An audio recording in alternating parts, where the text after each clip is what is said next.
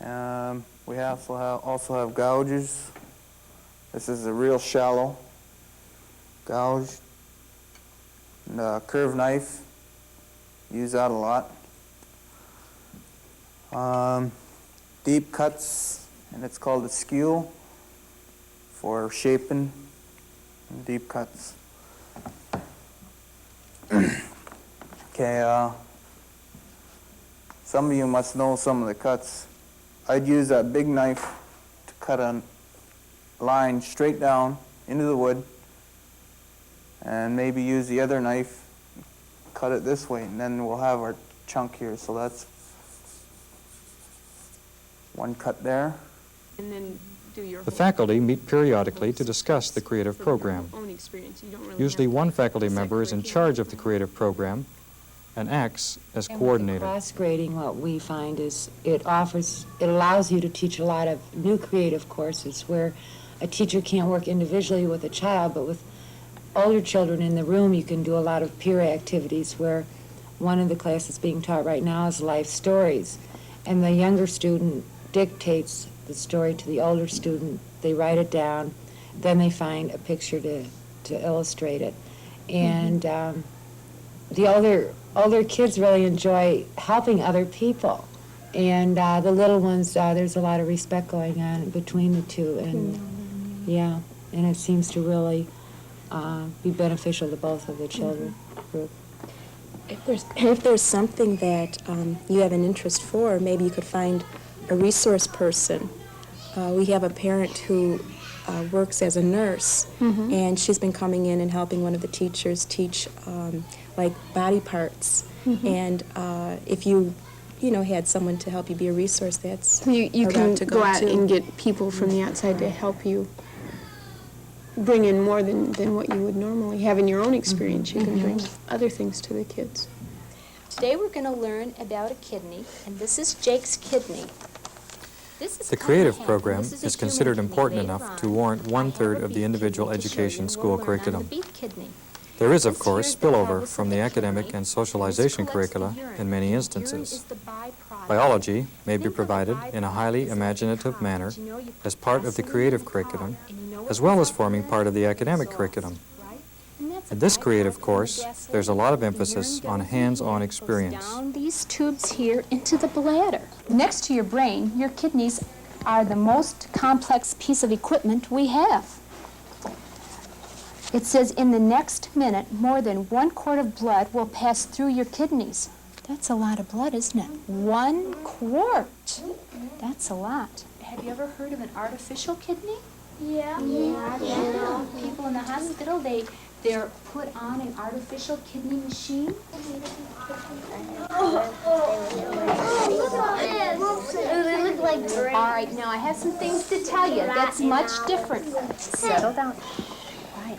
Now I have some things to tell you that are a little different because this is a beef kidney. What animal does that come from? A cow. A cow, right. Do you know what this white stuff is on top of this kidney? Okay. Let's see. Fat. That's right. It's fat. You remembered that from the heart, didn't you? All right, now I'm going to turn it over. I'm going to show you the underside of the kidney. Now, if you look over here, can you see these like little holes? Yeah. Like little pink holes. Little pink holes. Little pink holes. What do you think that might be? For the blood. For the blood. Right. All right. Are you ready? You're going to have to get down. There we go. I want to hold it. I want to hold it. Then you can get off the seat and you can I let one want of to the touch girls- it though. You want to touch it? Doesn't it feel different? Feel the fat. We could take an academic class, say in language arts, okay, which would consist of reading and English and maybe some public speaking, spelling, grammar, you name it, everything that you could think of in language arts. So say in a reading class in particular, today we're going to be, reading a play. Now, we could do that in language arts, read the play, discuss it, talk about, theme, character, plot, setting, etc., and so forth. If the children in that class, if some of them then want to extend that They could take a creative class, say, in drama. But we wouldn't start just by picking a play and then producing it. We might want to write our own play. So now the children can collaborate with each other and develop a theme or a plot and then start, writing this particular play. We're going to need a setting. We're going to need the actors, the actresses. Who's going to do this? Who's going to do that? So it's going to bring a lot of skills that they've learned through their academic areas actually into play with, experiencing doing.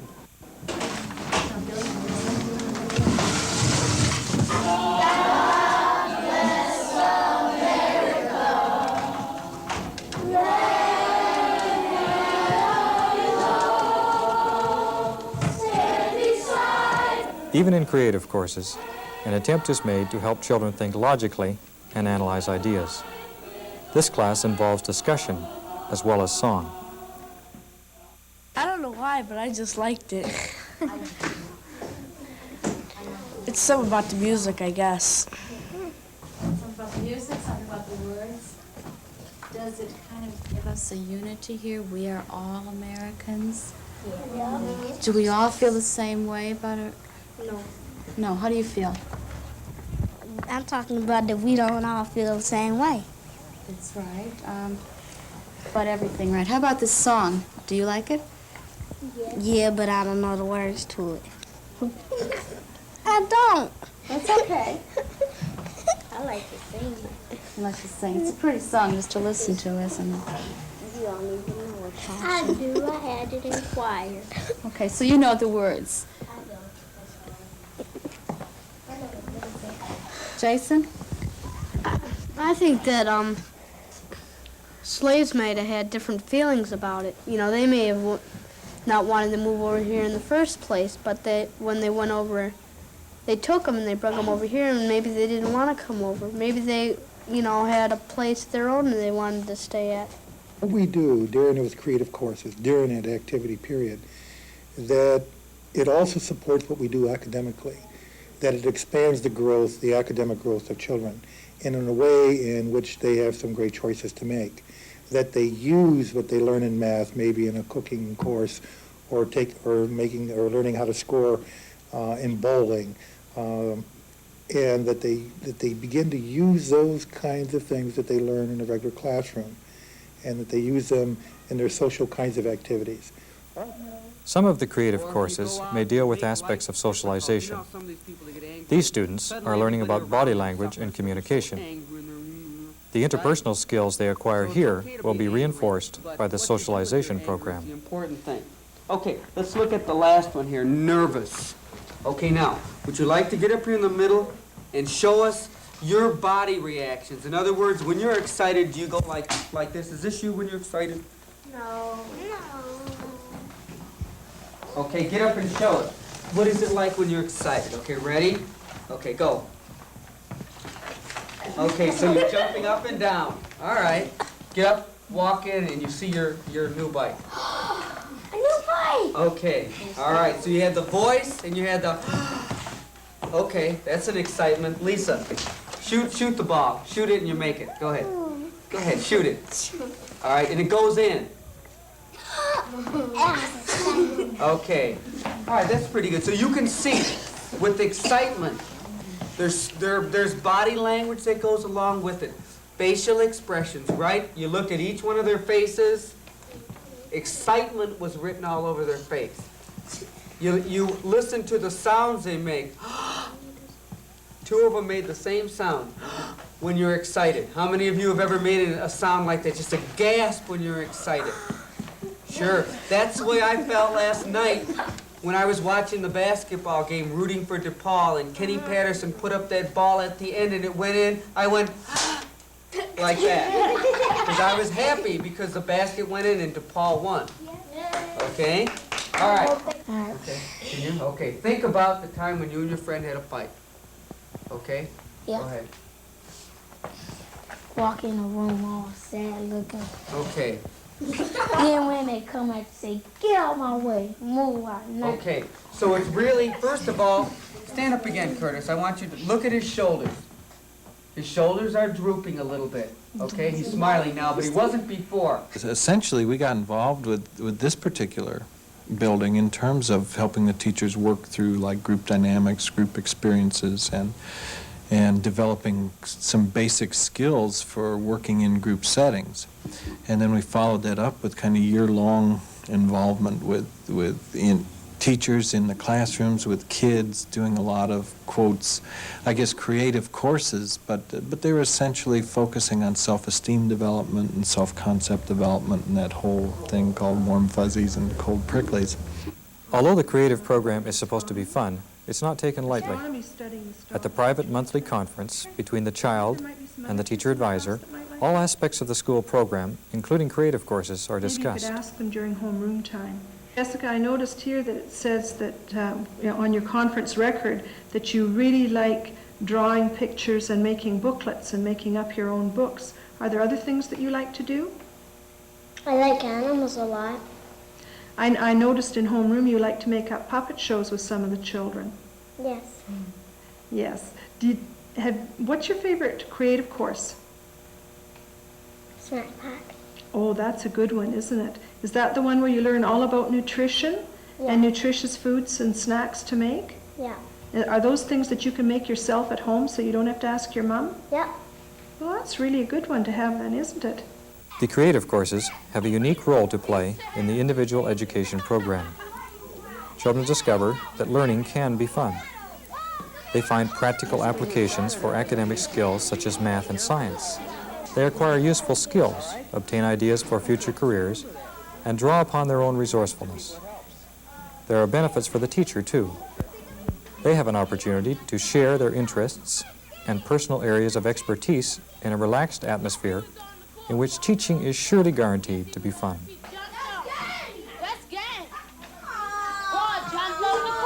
One of the really interesting things to me about the IE school is that it doesn't necessarily represent new things in education, but it represents a new way of packaging it so that it all works together. And very often you might find a school that does, quotes, creative courses, but they don't have the system and they don't have the structure or the process that supports it. And so they do maybe one thing as a fragment, as a piece, and it doesn't seem to work. And one of the advantages, I think, to this structure is that all the various components all hang together and work together. In this tape, we've seen parts of the creative curriculum in individual education schools in Illinois, Florida, and North Vancouver, Canada. In all of these schools, the creative program takes about 1/3 of the curriculum. Teachers, parents, and others in the community are involved in teaching the courses. We have even had students teaching courses with faculty attending as students. Of course, the adults are always in charge of the room, maintaining order and discipline. In summary, the creative program is an essential part of the individual education school curriculum. Perhaps the most important value of the creative program is that children and adults enjoy the courses. Children learn the lifelong pleasure of learning. Creative courses teach the children skills which they can use throughout their lives and may even lead them to a future vocation. Children and adults learn to cooperate. They deal with one another on the basis of equality and develop better relationships. Children who may not be doing well in academics may find they can succeed in some of the creative programs, and this improves their self-concept. When academic subjects, such as reading and mathematics, are required for success in the creative program, children learn to value them more. Some children may find it easier to learn academic subjects through the practical applications involved in creative courses. A happy school is a disciplined school. In our individual education schools, we find that children enjoy working in the creative courses and consequently are not likely to be disciplinary problems.